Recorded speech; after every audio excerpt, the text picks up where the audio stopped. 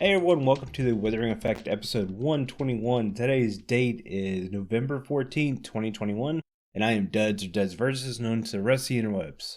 And I'm Jimbo. You may know me as Jimbo Slice 23. So what have you been up to this week, Duds? Coughing. I don't know if people are going to be able to hear it in my voice, but for some reason my cough, which was essentially gone last week, has come back the last 2 days with a vengeance, and I can't barely get through a sentence without having to cough. My throat is so sore. You got the cough drops? They working? No, I'm out of cough drops. I went through them yesterday. Uh-oh. Went through an entire bag of cough drops yesterday. I woke up with a little bit of a scratchy throat, but it's starting to clear. Feel a lot better. Mm-hmm. Yeah. Yeah. The good news is, that's the only symptom, is a cough. I don't have fever. I have a bit of a runny nose, but my nose is always running. Anytime any kind of weather changes in North Carolina, my nose just goes bleh. Yeah, it's probably a small cold. The weather's getting cold here, too. Well, our weather is fluctuating like crazy. Like, Friday, it was almost 80 degrees. This morning, it was 41. See, it was almost 70 Friday for me, and today it's like in the 30s, so it's pretty close. Yeah, so you're getting the same kind of whiplash of weather. You don't know what to wear. Exactly. When you go outside. You go outside in the morning and you're freezing. By the afternoon, you're sweating. Mm-hmm. Yep, same thing. But I think that's contributing to the cough. But other than that, I've been playing a lot, and I mean a lot of my own survival. I built a moss farm. Well, I used somebody else's design because I was playing with the diamonds, and functionally, my farm works. Efficiently, my farm does not work. It wouldn't produce enough moss to create enough bone meal to make it self-sufficient. Mm-hmm. So yeah, it was kind of a waste. And I built somebody else's farm, was actually a lot smaller than my design, which is nice. It doesn't use 4-sided stone pushers.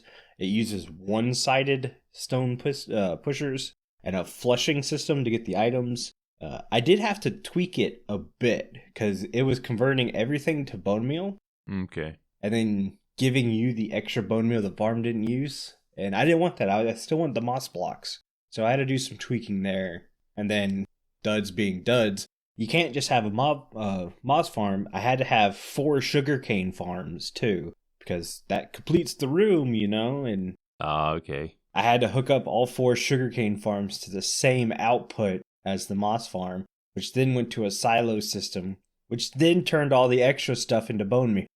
It was a busy night last night. I didn't know they made them that could self-sustain, with the bone meal. Oh, yeah. Didn't know you could do that with those. Mm-hmm. That's pretty cool. Yeah, so I'm super excited. I don't know when the episode will get out. I'm about halfway through with it. All the farms are done, and they're functional, and they're working. All I have left to do is decorate.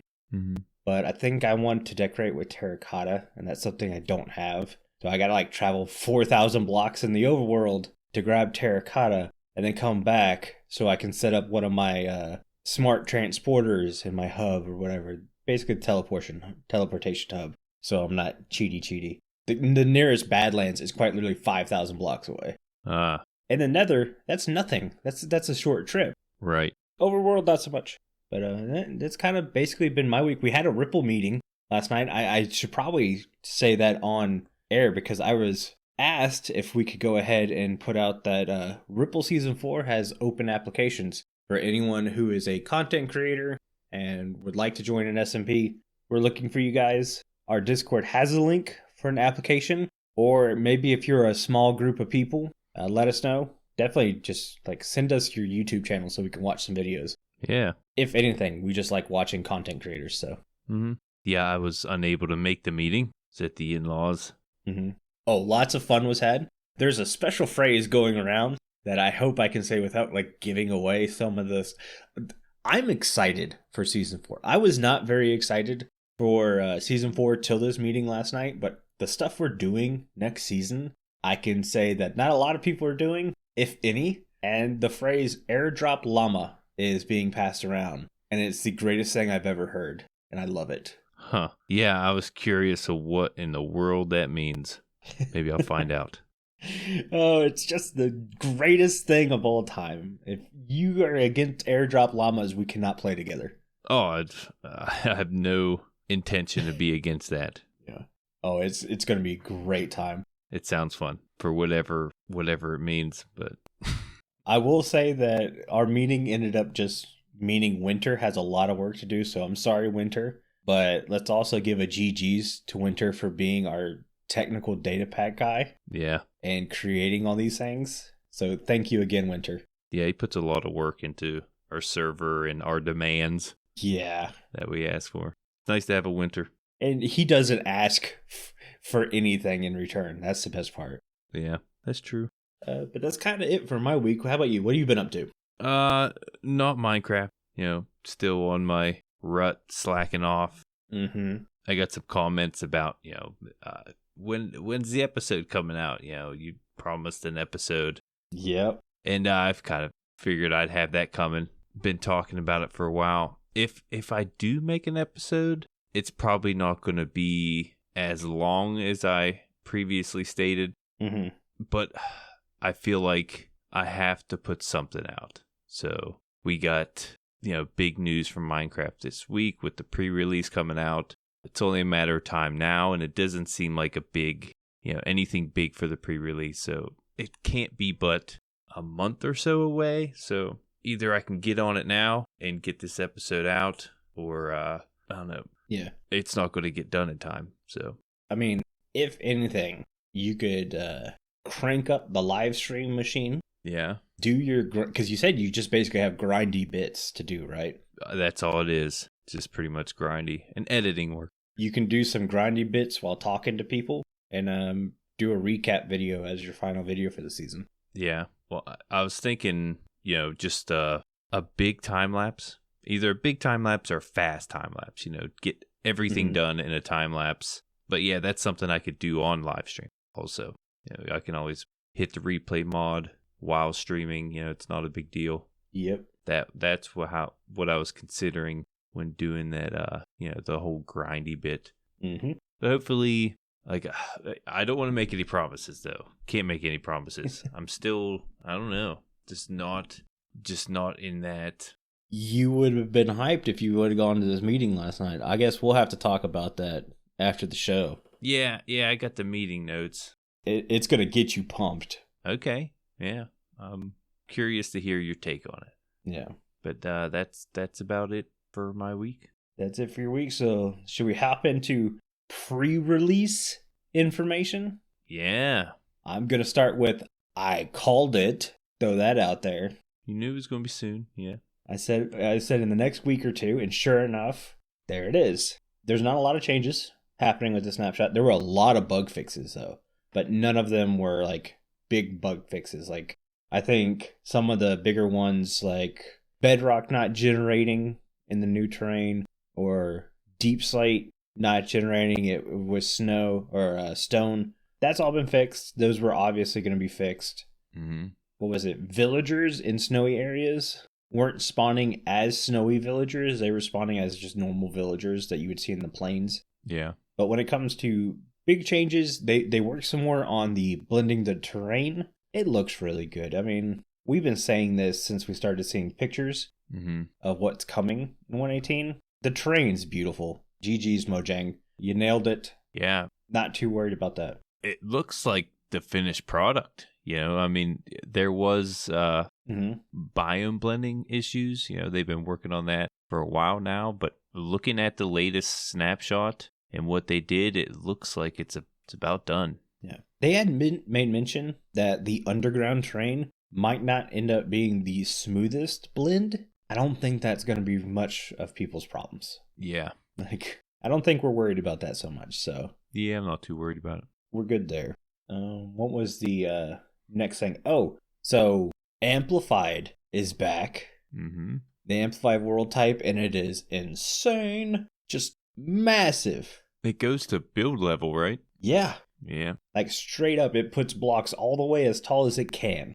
Mm-hmm. Like 3 something. I can't really remember though. I think it's like 290 something, but... Is it? I think it's 3. It was 256. Well, altogether it's... Before, right? Yeah, but you also go negative down. Yeah. So in total, everything's 300 and something. But above 0, I think it's like 295, 296. No, I think I could be wrong, but I think they took it 64 blocks up and 64 blocks down. We gonna look. Curious. We need to know this. This is a bit, this is a world size we're talking about. Y level, that is. Yeah, and everyone says, well, it's 320. It's like, yeah, but you're not telling me the Y level. Yeah, I thought it was, 64 would make it 320 from 256. Then I thought it went to negative 64 on the bottom. Well, see, the thing is, I just watched Exumavoid's pre-release video. Yeah. And he was at 290 something, and he couldn't place a block any taller. But yeah, this is height limit 320. Yeah, I didn't look at his. I saw what he was doing.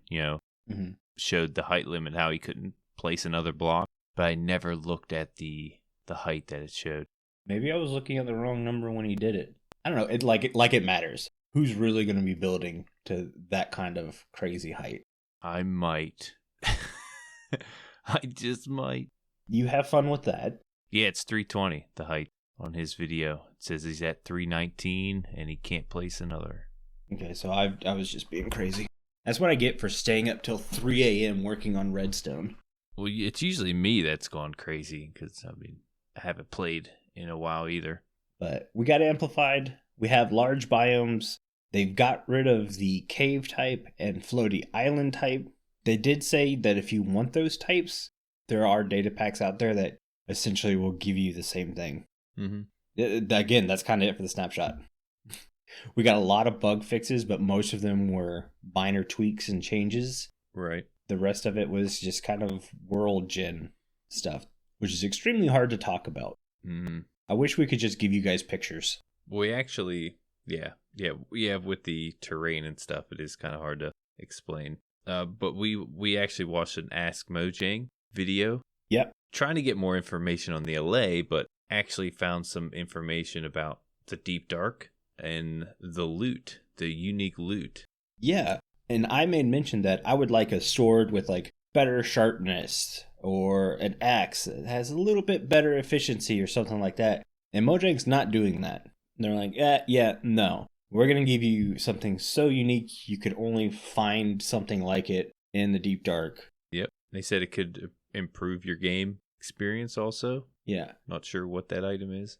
It's basically going to be like an Elytra is to the end cities. Whatever this new loot is will be to the Deep Dark. I'm kind of hoping grappling hook. We made mention on our Spotify question of last week's show. What are some things we'd like to have in the Deep Dark? And a lot of you guys said you wanted grappling hooks too.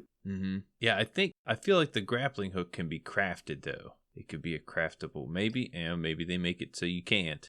Maybe. I mean, let's take half a second and think about it. We know ancient cities are going to be underground in caves and stuff. What are some things that would kind of work to that area that, the only thing I think of is a hard hat with a light on it. Yeah.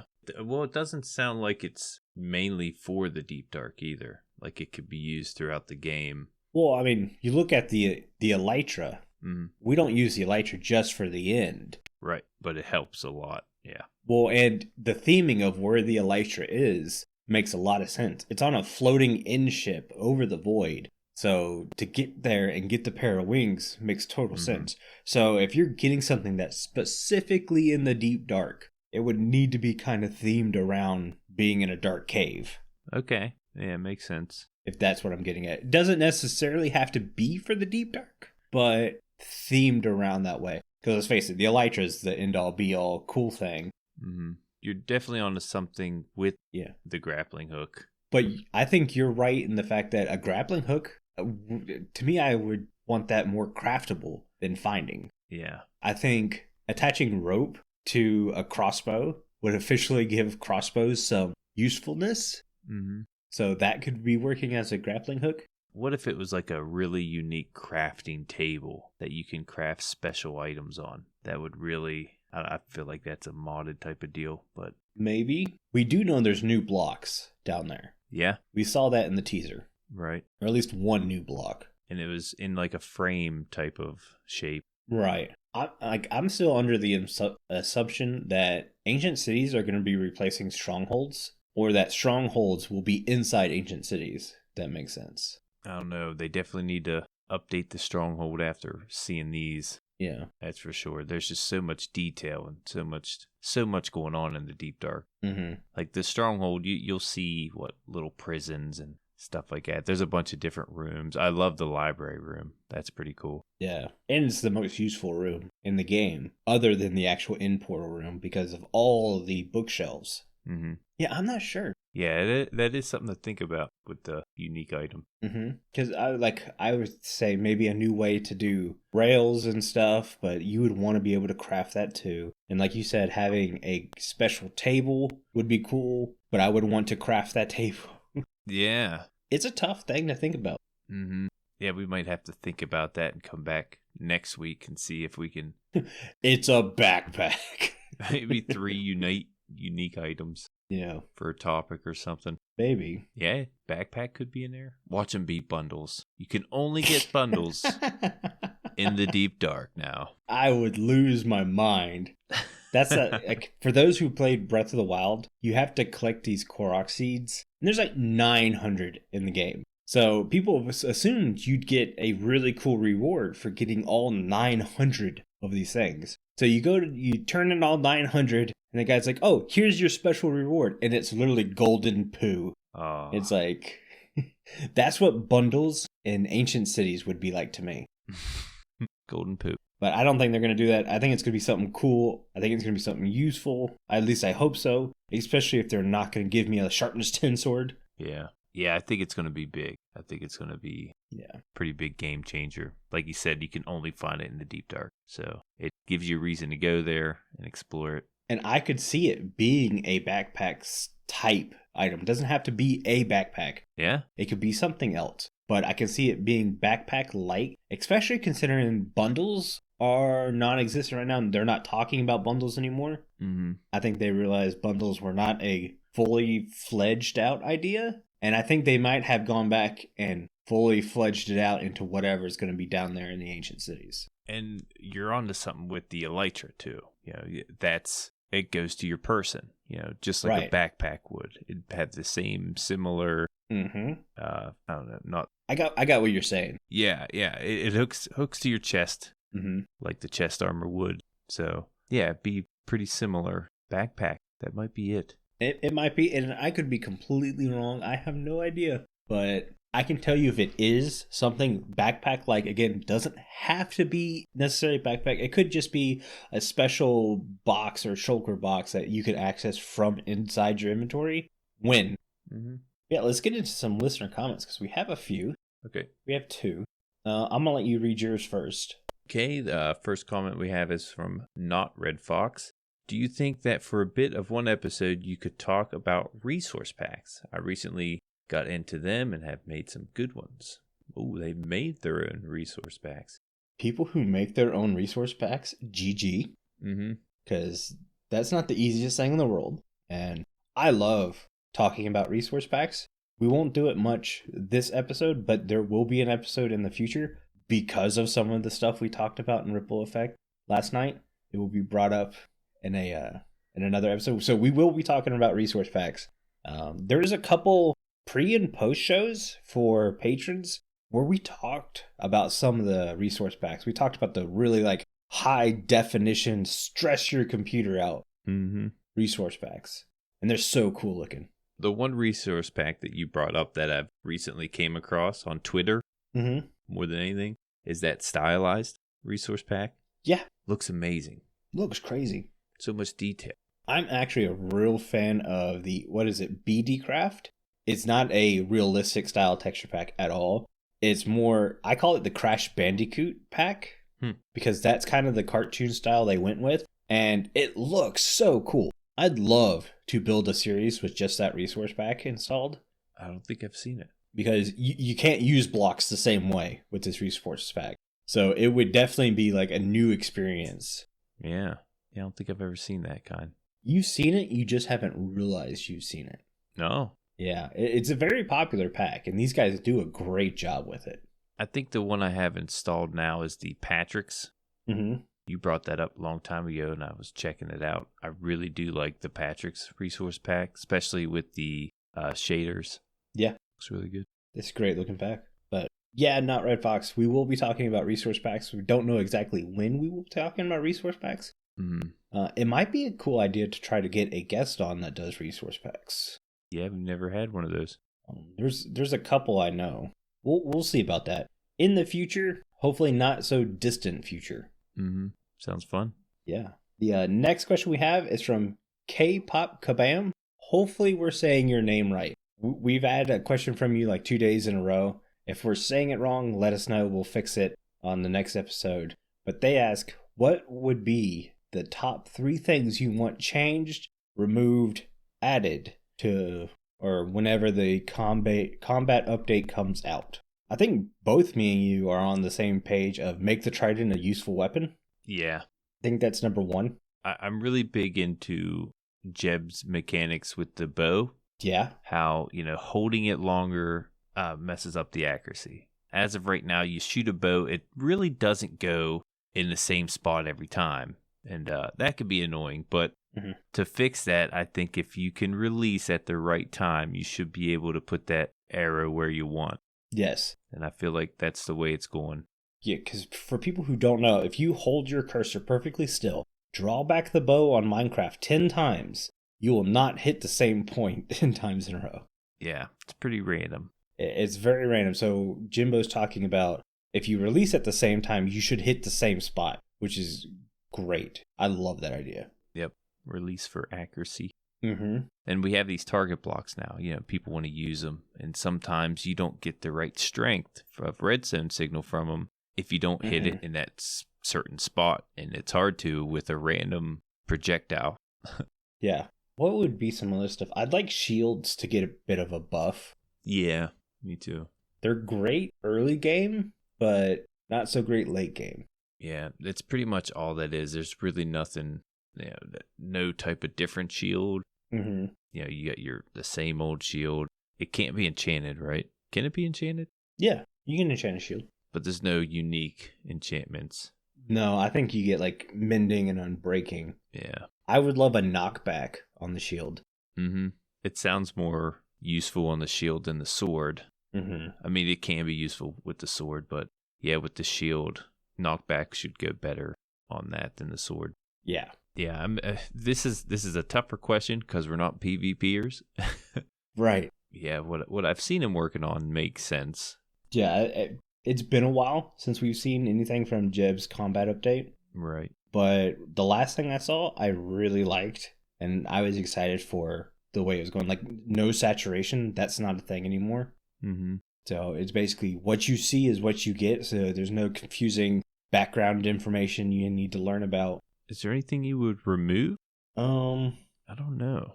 I'm trying to think if there's anything in combat now I really don't like. I can't think of anything. Mm-mm. I know a lot of people are wanting that spam click back, and I'm sorry, no. Yeah. I don't want it back. Me neither. I'm okay with it coming back in the version where I think we saw it does very little damage. It's like, oh yeah, you're getting in 1,000 paper cuts.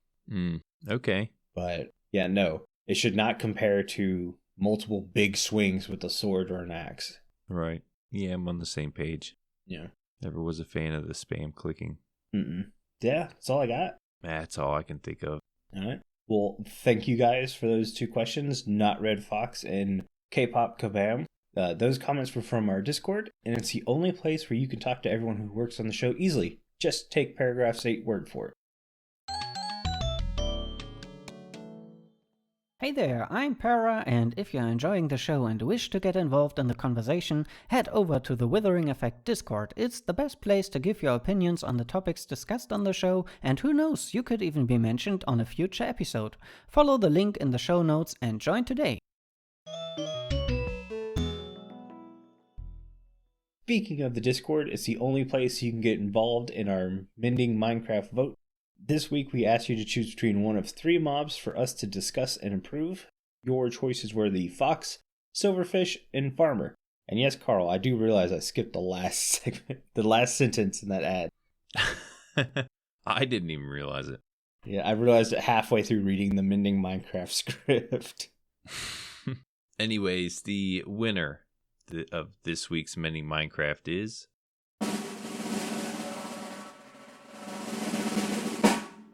Silverfish. Wasn't even close. Like there was any competition. Right. 40 votes for the silverfish. Only 7 for the fox and 6 for the farmer. Mm-hmm. A few things about the silverfish. Actually, a good bit here. Silverfish are small hostile mobs found hiding in stone-like blocks or summoned from spawners. Silverfish spawn from broken infested blocks, which generate in strongholds, underground and mountain biomes, igloo basements, and woodland mansion false portal rooms. Silverfish do not appear if the block is broken with a silk touch enchantment. Silverfish spawners can be found in the end portal room inside of a stronghold. Silverfish attack players, iron golems, snow golems, and call other silverfish in the area upon being hit. The silverfish can see through walls and pathfind toward the player. Silverfish being arthropods take extra damage from Bane of Arthropods enchantment and receive slowness 4 upon being hit. And they also don't have any drops besides 5 XP. That is all I got for the silverfish. Oh, one more thing. If you don't have mob griefing on, silverfish can turn into an infested block when idle. Didn't realize that. Thought that was pretty unique. Okay. But yeah, that's all I got for the silverfish. All right. So for those of you who didn't realize this, silverfish are a real thing. Mm-hmm. They are a real insect, and they do kind of look like what silverfish do in the game, obviously a lot smaller. Yeah. So we're going to be hitting at some of the stuff that they can do in real life and some of the stuff that might help out in 119. Just going to give you a little hint. Mm-hmm. The first thing is the obvious thing. I've been calling for this for a while, ever since it was mentioned in a Ripple Effect meeting. Silverfish should drop clay balls. Mm-hmm. It would give usefulness to the silverfish, whatever. I know we're getting renewable clay here soon. It is a very tedious act to get renewable clay, but we are getting it. Silverfish grinders would be a nice alternative. Also, if you're not wanting to build platforms to make mud into clay, that would be a good alternative. And when you hear like the kind of stuff silverfish eat, like glue and paper and cloth and stuff, it kind of makes sense that they would spit out some clay balls. So when you mix all that stuff together, you could get a substance kind of like clay. But one of the ideas I had with clay or silverfish is silverfish are obviously attracted to paper. They like to eat paper. So I thought you could throw paper on the ground and lure them, kind of like you do with piglins and gold right now. So you could get a silverfish attack to kind of stop if you throw some paper on the ground. Okay. Yeah, you can get bombarded pretty quick if you can't kill them with a one hit. Mm-hmm. This all goes into the next, what I think is the biggest and what could be the coolest thing we could get out of it. And that is silverfish like to live in dark, damp areas. What's the newest, darkest area we can think of coming to the game? Cave. Deep dark. Oh, yeah. I meant deep dark. You meant deep dark. But yeah, so we have the deep dark. What if silverfish maybe spawn there? Or something like that. But the big thing is, wardens should be scared of silverfish. So not only could you lure and distract silverfish with paper, you can now protect yourself from the warden using the same things that are trying to attack you. Yeah, it wouldn't be easy to do, to bring it with you, I guess, but there could be ways. Well, that's what I'm saying. There's a chance of them spawning in the deep dark. Mm-hmm. So you wouldn't necessarily have to have a silverfish travel with you. Yeah. Yeah, I'm not suggesting you should be able to pick it up in a bucket. Right. Or anything like that. Yeah, I was thinking of a lead, but actually it would chase you. Yeah. And with the notes I just found, they can find you through walls, so. Mm-hmm. Yeah, lead them over there, trap them inside some fence gates. That's a safe zone. Yeah. But that's kind of it. That's all I had for silverfish. Yeah.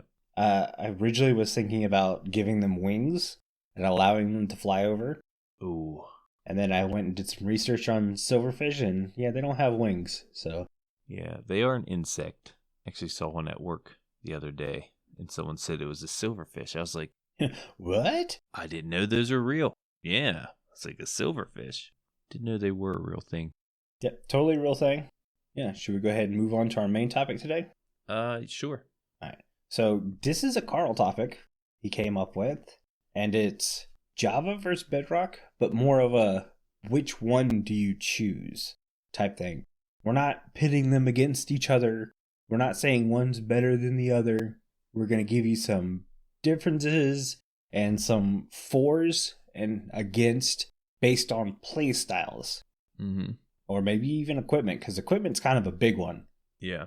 I recently, about a week ago, IBX Toy Cat put out a video of 50 parity differences. Mm-hmm. And watched over that this morning and wrote down some pretty interesting ones that I wasn't familiar with. Okay. And we can go through those as well. I think the audience would find it pretty interesting. Let's go over your list first then. Okay. Yeah, I think this is originally by Prow. Prow helped out with IBX Toy Cat's video, so shout out to him. Mm-hmm. Former guest on the show. First thing I have here was you cannot heal iron golems in Bedrock. Didn't know that was a thing. It's fairly new to Java, actually. Mm-hmm. But yeah, can't do that in Bedrock. And you also can't, it doesn't have that cracking animation when they take damage. Oh, man. None of that in Bedrock either. Just the animation. It makes sense. You can't heal them, so what's the point in knowing how close to death they are? Right, yeah, those kind of go together. Another big one is you can't crouch under 1.5 block. What? Surface. Or yeah, 1.5 block area. Can't crouch under it in Bedrock. Can't do that. Wow, I did not realize that. Yeah, that's a big one. I was like, man, that's... Yeah, that gets used a lot in Java. Yeah, there's so much you can do with it. Nor can you flip down the trapdoor and go into crouch mode. Can't do that in Bedrock. Or the swimming mode, I guess it puts you in. Yeah. Another difference I have, there are 3 different sizes of salmon on Bedrock. What? Yeah, small, medium, and large size salmon. There's only one on Java. And they actually, any fish would not just drop the item, but they drop bones instead of bone meal, which is a little more convenient. Yeah, I mean, you get more bone meal out of that. Yeah, I don't know how often they drop them. You know, maybe they don't drop them as often. So Next we have Bedrock has baby dolphins, baby squids, and glow squids. Didn't know that. Didn't know that either. I didn't know there was such a thing as baby dolphins and baby squids. Yeah, me neither. Why don't we get these things? Right. Yeah, they got some cool things, but you know, you'll see there are some stuff that aren't as cool as Java. Yeah. Yeah, I noticed when he was doing the spawning of the dolphins and the squids, he got a baby dolphin to spawn. But apparently there are baby squids and baby glow squids, though I didn't see it on the video. Okay. Yeah, baby dolphins are pretty cute. Mm-hmm. Also, cakes, they stack in Bedrock. You can have 64 cakes. But I guess if you're playing on console, there's only 16 in a stack. That's what they mentioned. And so that's a lot of cake to be carrying around. Yeah, they said that makes it the most efficient food in Bedrock because you can do that. Yeah, but don't you still have to place it down to eat it? Yeah. And that's pretty unfortunate, though. To me, that kills any kind of efficiency. Mm-hmm. And the saturation isn't all that. Yeah. I mean, I understand cakes not stacking because, honestly, how many times have you seen people stack cakes to carry them around? You just don't do it. Yeah, unless it's like a snack cake, Debbie cake. Get hostess. Yeah. Here's a big one. Players can be fire sources on Bedrock. So you're saying if a zombie punches me, lights me on fire, and I start walking over some carpet, it can catch on fire? I don't know. Here's the example. That's a good point. Here's the example he used. He got caught on fire and he went over a campfire and the campfire lit because he was on fire. And I thought that was pretty cool. The carpet thing, I don't know. You know, you think if you can light a campfire on fire, you could light a carpet on fire. But yeah, I mean, I guess there wouldn't be too much use for that. You'd probably damage more things than it would be useful. Well, it would be useful in the nether if you're trying to build a portal and you didn't have flint and steel. Yeah. You could dip your toe in lava, put yourself on fire, and then walk over the obsidian. Yeah, again, that should work in theory if you can be a fire source, but that wasn't the example. We're going to take his word for it. Say you could probably do that. Yeah. Cobwebs can be crafted into string, 9 string, that is. That's a good bit. You can't do that in Java. No, and we should be able to do that in Java. I don't know why we can't. Yeah. Yep, not a thing. Music discs can be installed with a hopper in Bedrock, so you don't have to, manually put a music disc in the jukebox. You can hook up a hopper to it, and when it's done, it'll go through the bottom and out. I think we've talked about this before. It's one thing that we wanted. I just didn't realize Bedrock had it already. Yeah, I mean that gets talked about all the time. Mm-hmm. Be nice to have. We have sugarcane can be bone mealed in Bedrock. I feel like I should have known that, but when I saw it, I was like, oh, okay. Yeah, I remember that. Another big one is wool and beds can be re-dyed in Bedrock. No. I didn't know wool can be. Well, a lot of people assume that Java can do that because there's so many SMPs that play with that as a data pack. Mm-hmm. But Okay. Yeah, with wool farms now, not that big of a deal. But being able to color your bed whatever you feel like instead of having to go get a new thing of wool and craft one is cool. Yeah. And last one I have here is Elytra can be deactivated in Bedrock. Can't do that in Java. Nope. And I'm kind of glad because I would probably accidentally hit it pretty often. Yup. So I think that's a good thing for Java. Well, the one time I could see it being useful is like when I was working on this moss farm. I was having to go in and out of a hole. I ended up falling in the hole, activating my Elytra, and then was flying to the ladder. Well, you can't grab the ladder in Elytra mode, so I just fell all the way down to the bottom of the ladder and I had to climb all the way up. If I could deactivate the Elytra while I was next to that ladder, I could grab the ladder and go up. Okay. Yeah, it worked there. It worked there. But yeah, those are some of the interesting ones I brought up. This is besides like, the cauldron with all the dyes you could put in there, the dancing armor stands and quasi-connectivity. Trident killers. Yeah. So, in picking what version of Minecraft you should play, let's talk about that. For me, the biggest one is, what equipment do you have? Do you have a computer that you can play games on? Or are you a console player? That's, to me, the biggest upfront thing to go with. Obviously, if you're a console player, you kind of have to play Bedrock. There's not a way around that. Mm-hmm. But if you're a PC player, let's say you have a computer that can handle both versions of the game just fine. I guess when it comes down to breaking down which versions for you, are you a big time farm builder? Because if that's the case, Java is going to have a bit more interest because 90% of the farm tutorials out there are Java farms. Mm-hmm. You have the quasi connectivity for redstone, stuff like that. Or are you a builder that likes to take excellent screenshots with massive render distance? Because Bedrock has that. Mm-hmm. Yeah, I didn't realize how much difference there was when until I watched that video. Just the examples I gave shows you how much Bedrock has that Java doesn't. Mm-hmm. Having said that, I can't see myself converting over to Bedrock. Yeah. Just because of the feel of it. I don't know. It feels different. Feels like same game, but it feels like a different game. The easiest way for me to describe the feel. So if you've driven a car, you've driven an older car, the steering wheel has some give to it. It's a little loose. Mm-hmm. Then you get into a new car, and the steering wheel's tight. Any little movement of the steering wheel, the wheels move. In an older car, any little movement of the steering wheel, the wheels are probably going to stay straight. Okay. Java is that older car with the loose steering wheel. You have a little give, you have a little slide, especially in creative mode. You have a lot of slide in creative mode. Yeah. Okay. I see where you're going. Bedrock, not so much. Bedrock is tight. The coding can pinpoint the location of a player pretty well. I don't think they have the same thing like if you're a player on a server using contraptions to move the player around, you need to basically be in a minecart or a boat because the game will lose track of where you are. It happens all the time. And I think on Bedrock, that's not that big of an issue. We have like a Fragile Rock in the live chat talking about the bugs in Bedrock or what really gets him. And Bedrock, from what I heard, does have a lot of bugs. they're not as easily fixed as they are in Java, which I find crazy. Yeah. Yeah, I think last time I played Bedrock is when the RTX came out, the shaders, and that was really cool. I'm glad they brought that to Bedrock. I would like to have that for Java. That there are similar resource packs that give you that look, but it's not the RTX.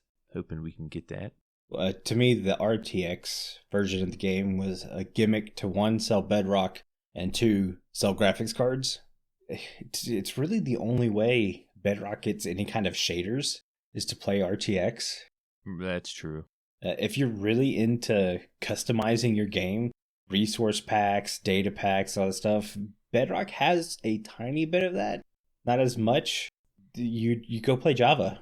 Java's way easier. They don't have a store. Basically, you just can search online, find what you need. That being said, if things break in Java, you have to figure out ways to fix it. I will say that the console versions, while the bugs are harder to fix, the bugs aren't as frequent. Doing little things like adding a resource pack to Bedrock version, as far as I know, is not just going to break the game, which it can do in Java. I've seen that. Yeah. You got to know what your computer can handle. Well, it's not even that. Like, straight up, my roommate downloaded a resource pack, put the resource pack in his game, and then for some reason, villagers would no longer breed or work at workstations. Huh. How did a resource pack do that? And I didn't believe it was a resource pack until he removed the resource pack out of the resource pack folder, like straight up just took it all out, and sure enough, they started working again. Strangest thing I had ever seen. Never seen anything like it. Yeah, you do got to be careful where you download. Yeah, that too. Your resource packs and shaders packs. But there's, like on Java, there's just a limitless supply of these add-ons that you can put on your game. You don't have to go to a store. Some of them, the high quality stuff, you may need to be a patron and to pay for this. That's the only way you would need to pay for it, is like for the high quality stuff. But yeah, there's just so many different resource packs that you can get a hold of on Java without entering a store or buying anything. Yeah. That being said, some of the stuff you can get at the Bedrock stores are really cool. Like your models, when you change your skin, can be changed, which is super cool. You have emotes in Bedrock, which, if you're into that kind of stuff, is cool. Oh, I mentioned before the Cauldrons, how different they are. In Bedrock, you can make, I think, millions, like 7 million different colors in these Cauldrons. And always been really jealous of that. You can do that with dye in Java. You just can't do it in the Cauldron. Okay. So if you want super colorful leather armor, you can make crazy amounts of colors in there. But being able to have colored water in a container is kind of cool. Yeah. Okay. Yeah, I didn't know they could do that. I mean, we're just spitting out parity differences, but these are like all the things you should think about before choosing which version. Like, what's most important to you? Is it customability? Is it more reliability? Do you want to play it on the go? Do you have a Switch? You can play Minecraft on the Switch on the go. If you want to play Java on the go, you have to take a laptop. And it has to be a beefy laptop because it's Java. Right. It's going to take some power. The Java edition was Minecraft. Yeah. It was just Minecraft. And they changed it to Minecraft Java edition when the Bedrock came out. So the original version is the Java version. Came first. Yeah, which I've never really understood why they did that name change, other than to promote Bedrock and push it more. Yeah, I feel like you're right. And there's nothing wrong with it. I know why they're doing it. It's because Microsoft now owns Mojang, and let's just say you can play Minecraft on Xbox, so they want that. Yeah, it makes sense. Yeah. At the same time, I like how Mojang's been no, we're gonna keep using the Java version. That's our ground. We're gonna stand there. But you see a lot of Bedrock players complain about parity, and yeah, it's a big issue. But the amount of stuff that Bedrock players get that we can't get, Java players want some parity too. Yeah, we saw them fix some parity with the seeds. Mm-hmm. Seed parity is a big one. Yeah, you can play on the same world as someone on Java or Bedrock. That was pretty cool. Yep. It's almost like they need another team to just focus on parity. Yeah, you would think. That being said, having these differences allows you to kind of choose different games. Mm-hmm. That being said, I'm looking down your list. Crafting cobwebs out of string, you can do it in Java. That's data pack. Sugarcane being bone milled, can't really do that. But at the same time, why bone meal sugarcane?